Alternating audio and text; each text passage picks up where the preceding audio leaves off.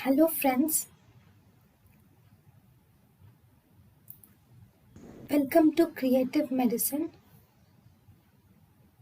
In this lecture, we will learn about Friends, what are the uses of bromocriptine?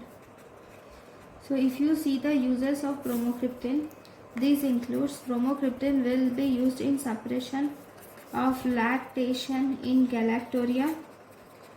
Okay, it is used in cyclical mastalgia.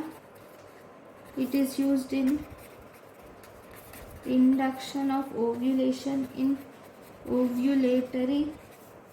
anovulatory infertility, which is caused by hyperprolactinemia.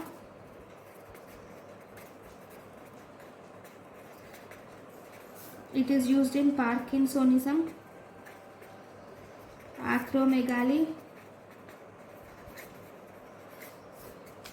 then hepatic coma. It is recently also approved for type 2 diabetes mellitus. So these are the uses of bromocriptine. Thank you for watching.